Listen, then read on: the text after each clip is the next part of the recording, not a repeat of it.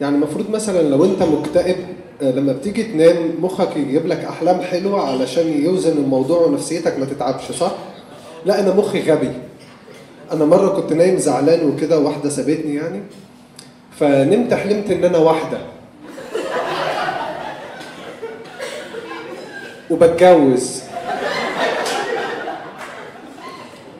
ويا ريت بقى في الفرح ومزقططين مع بعض، لا ده هو شايلني وداخلين الشقه. فطبعا انت بتقاوم في الحلم اللي هو الكابوس ده، والمقاومه بتطلع ضعيفه. يعني انت مثلا تبقى بتجري جامد في الحلم، تمام، تبص تلاقي نفسك بتجري بالراحه، صح؟ فانا كنت بقاوم عايز انزل، فاهم؟ فيبان في الحلم ايه؟ دلع، نزلني بقى يا سبيوني.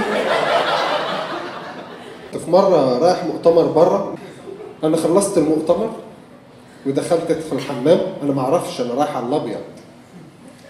خلصت والتفت مفيش. قلت يمكن هم عشان بيكتبوا من الشمال لليمين هلاقيها في الشمال. مفيش. يمكن زي البنزين كده ادوس عليها. مفيش. فقلت بس فهمت، هي زي الحنفيه، الحنفيه هناك بسنسور، تحط ايدك الميه تنزل. وجايز عشان انا رفيع وجسمي قليل فالسنسور مش شايفني، فبدات ادخل له جوه.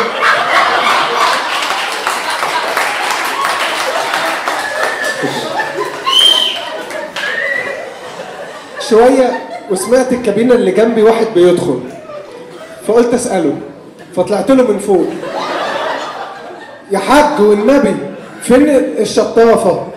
فقال لي نو خانيتو بليز، كان برتغالي. فخانيتو بليز دي يعني ايه؟ من فضلك لا تعتدي عليا. يا اخي طب قاوم يا اخي. المهم هو جري، وفي الولد اللي بيدي المناديل ده بره، الواد ده شايف الموقف كله، فانا قلت اساله، فقلت له تعالى. فالواد قام راجع خطوه كده لورا، قلت له الشطافه فين؟ ده راح جاب لي البوليس، مش الامن بتاع المكان، البوليس. كان في طياره هليكوبتر كده، عارف الشباك ورايا، انت متخيل في اضاءه كده مسلطه على الحمام، وانا عمال انا جوه، اصل انا ما ينفعش البس واخرج، مش هعملها. فقعد متخيل بقى كل واحد ماسكني من هنا، التاني من هنا، وانا ماشي معاهم بقى. يا اخوانا، حد هنا بيتخانق مع تيتي تاتا كل شهر على النت؟ عارفينها؟ لازم بنتخانق معاهم خناقه كل شهر. وفي مره قررت ان انا افصل الخدمه، قلت خلاص مش عايزها بقى. ورد عليا موظف، فقلت له السلام عليكم، قال لي اسم حضرتك ايه؟ قلت له محمود. قال لي وماله يا حبيبي؟ قال لي ايوه حوكه، عايز ايه؟ هو بدا يدلعني بقى. قلت له بص انا عايز افصل النت، كل شويه يفصل كل شويه يفصل. قال لي ما بيفصل عندنا احنا كمان، يعني نشيل بعض. فقلت له لا انا اتضايقت يعني. قال لي طب بص مش هفصله، هتعمل ايه؟ اصح هعمل ايه؟ فقلت له لا حولني للمديره. وبقى سايبه جوزها جديد وكارهه بقى صنف الرجاله، واستلقيتني انا بقى. الو، ايه يا محمود؟ فقلت لها ايه يا ابله في ايه؟ قالت لي انا جات لي اشاعه كده ان انت بعد 15 سنه قال عايز تسيبنا. فقلت لها مظبوط. قالت لي معنى كده انك شايف لك شوفها يا حبيبي؟ قلت لها اه بصراحه. قالت لي اسمها ايه يالا؟ فانا من الخوف قلت لها اسم البنت اللي بكراش عليها، قلت لها اسمها هبه. قامت قالت لي انا كنت حاسه انتوا كلكم صنف واحد، وقامت قافله. وبعد كده في مكالمه مهمه قوي بتجيلك اللي هي بعد 15 يوم دي، يا اما تكمل معاهم يقنعك ان انت تكمل معاهم، يا اما ايه يفصلوا عنك الخدمه. فلازم الافضل ان هم يقنعوك انك تكمل معاهم يعني. وانا بقى عمال احضر سيناريو المكالمه دي، فكلموني هم، واحده اسمها ريهام عمري ما هنساها والله. كلمتني قالت لي ايه يا محمود ازيك؟ هي صوتها حلو، وهي قصده تقول اسمي من غير استاذ، خلي بالك. ثواني بس هفتح الطلب بتاعك هشوفه. ايه بجد؟ عايز تسيبنا بجد؟ فانا بدات ايه يعني ارق شويه. فقلت لها ايوه يا استاذه ريهام. قالت لي يعني بعد 15 سنه غلطه هتنسيك اللي بينا يا محمود؟ فقلت لها النصيب. قالت لي لا، النصيب ده كلمه احنا بنقولها كده علشان نعلق عليها شماعه اخطائنا، لكن احنا بايدينا الاختيار. فقلت لها معلش يا استاذه ريهام. قالت لي خلاص بقيت بتقول لي يا استاذه رسمي.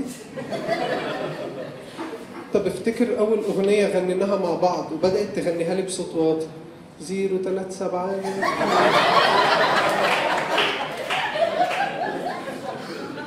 انا في المرحله دي كنت بدات اغير عليها.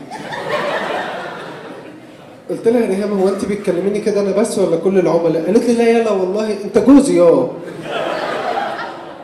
ما تسيبنيش يا محمود. فانا قلت لها لا والله مش هسيبك يا ريهام، ما تسيبنيش يا محمود. فعايز امسك ايديها احضنها ما لقيتش، قمت حاضن الراوتر. شباب خليني اسالكم سؤال، اللي عايزه تجاوب تجاوب واللي مش عايزه هي حره، يعني اللي عايزه تشارك. مين النكد اكتر، الست ولا الراجل؟ لا في واحده قالت الست حقانيه. انت حقانيه، انت هينوبك سوا. والله العظيم ده انا في واحده اكلتني وز. انا لقيت بابا جايب لي صوره وقال لي محمود تتجوز دي، فلقيت بنت عينين زرقاء وبياض وشعر اصفر، وانا احب الكلام الفاضي ده قوي. قلت له ايه ده، دي مش متجوزه؟ قال لي هتتجوزها. قلت له كمان ترضى بيا؟ قال لي هترضى. تروح؟ قلت له اروح. قال لي مش تقول لي ساره. هو قصد يقول لي ساره ليه؟ دي بنت كنت بحبها في 2009 وكنت عايز اتجوزها. قلت لهم عليها بس يا جماعه والنبي ما حدش يتريق عليها، يعني انا هقول شغلانتها بطريقه لطيفه ماشي. هي كانت بتشتغل كراقصه استعراضيه في الافراح والملاهي الليليه، وكنت دايما اعاير اهلي بيها. يعني مثلا كانت في واحده طلعت مرتبطه بواحد اسمه هيثم، براجع سكريبت هيثم، فكنت انا اقعد اقول لهم كان مالها ساره، كانت ساره هتعمل كده والنبي.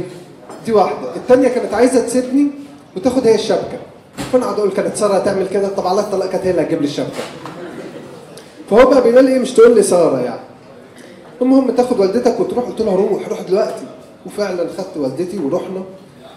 وخليني اكلمكم عن داليا دي. داليا دي من النوع اللي هي شخصيتها قويه جدا، هي مش مسترجله، هي شخصيتها قويه، هي دكتوره جراحه، شخصيتها قويه جدا يعني. وفيها الحته بتاعت يعني لما تبقى عايزه اجابه بسرعه. محمود انت كنت فين امبارح؟ انا كنت في وتعملها لو الكلام مش عاجبها. محمود انت كنت مع مين امبارح؟ كنت مع اصحابي. ولو عايزه تقول لك ده اخر كلام عندك، اللي هو انت رجعت الساعه كام امبارح؟ انا رجعت الساعه 9. يعني هي لها كذا طريقه. فالمهم راح انا ووالدتي عشان نقابلهم وكده، فماما عماله تقول لي يا ابني انا حاسه ان ابوك عامل فينا مغرز، وانا اقول لها لا ده احنا رجاله قوي، هاتيها لي، دي دواها عندي. تقول لي يا ابني دي مطفشه حاجه و50 عريس، وانا اقول لها لا يا ام محمود احنا رجاله قوي، دي بتاعتي بقى. انا بقى ماشي عمال اتخيل القمر ده واسمي العيال، انا رايح موافق. هم كانوا هياخدونا من حته وهنطلع على بيتها. فماما قالت لهم راكنين هناك اهو، روح قول لها ان احنا جينا على بال ما اجي براحتي. فرحت بخبط لها على الازاز وقول لها ان احنا جينا، قامت بصالي كده وقامت جايبه 5 جنيه وتديها لي وقالت لي انا مش هركن همشي على طول. فين يا ماما العريس اللي قلت لي عليه؟ قامت قالت لها هو ده داليا. قالت لها ايه ده، هو ده عايز يتجوز، ده عايز يتغدى بالكتير قوي. الشعبط يلا. فقمت راكب وطلعنا عندها، انا كنت خايف منها. فقامت قالت لي ثواني بس، اصل انا كنت بعمل عمليه خطيره فهرجعها بسرعه كده. هي قاعده جنبي على فكره، يعني البنات بتسيب مسافه، لا دي قاعده هنا. بعمل عمليه خطيره وبتاع، هرجعها وهبقى معاك. وفتحت اللابتوب وهي بتقطع في الراجل وشغاله وانا قاعد عمال اتفرج. فتعورت تعويره كبيره قوي في ايديها وما قالتش ولا اي حاجه، فامباير زي ما خالد بيقول. فانا قمت باصص للشاشه وباصص لها وباصص لماما، وماما قالت لي امسك نفسك احنا رجاله قوي. فقامت عامله يا عيد تعالى خد خيط دي. عيد قعد يخيط لها الجرح من غير بنج ولا اي حاجه، وحط لها امير، عارفين اللي احنا بنلزق باصص لماما قالت لي احنا رجاله قوي. قلت لها لا استني بقى. قالت لي والله انا حاسه بيك، كملها ساره يا ابني. قلت لها قولي لي انت بقى. شكرا.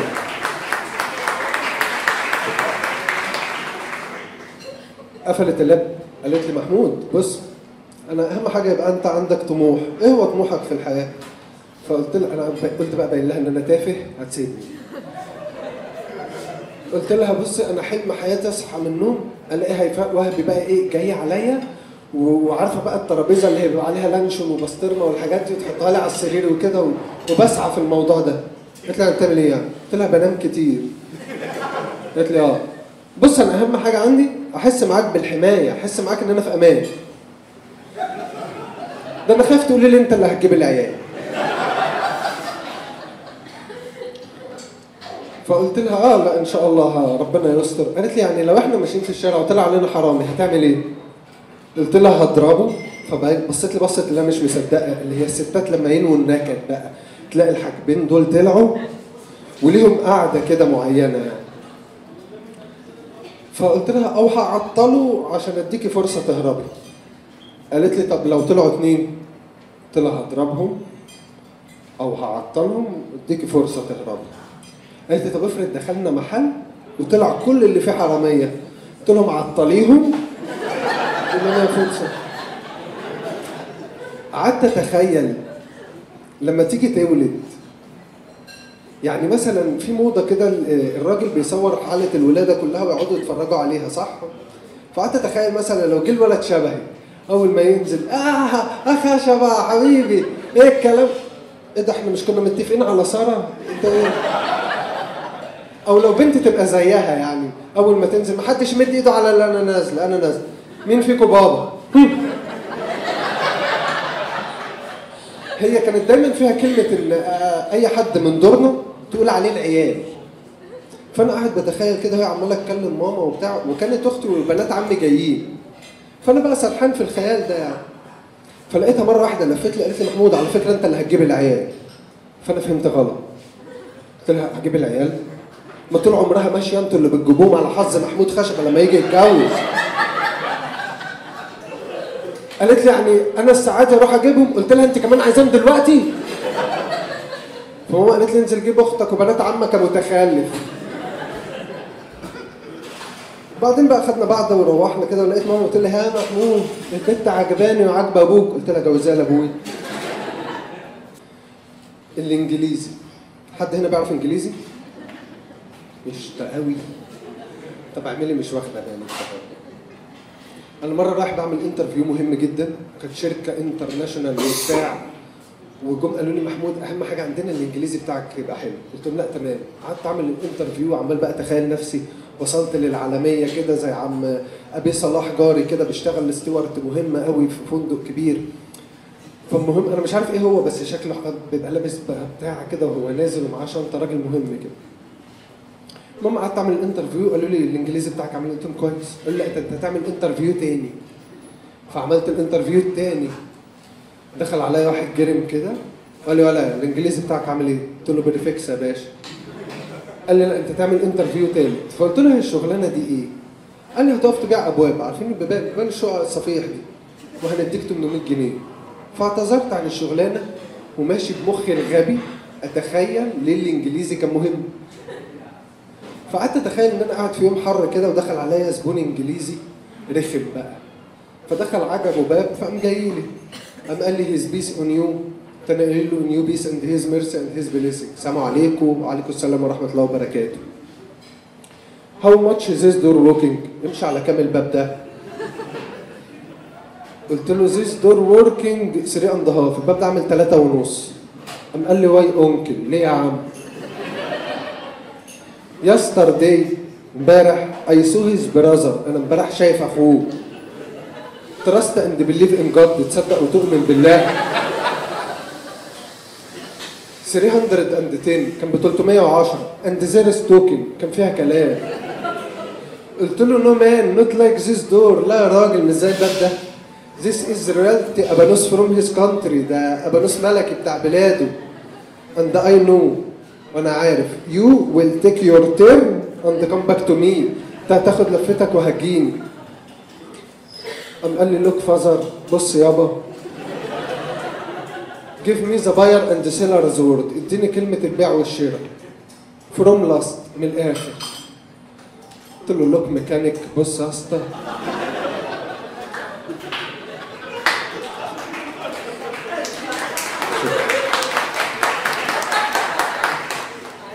I relaxed with you. انا ارتحت لك. and I buy the customer. وانا بشتري زبون. but and the messenger don't come on me. بس والنبي ما تيجي عليا. قام قال لي divorce on me كان vibrating it. على الطلاق انت تقدر تهزها. قلت له divorce on your divorce you make me sad from you. طلاق على طلاقك انت بتزعلني منك. شكرا، ده كان وقت معاكم.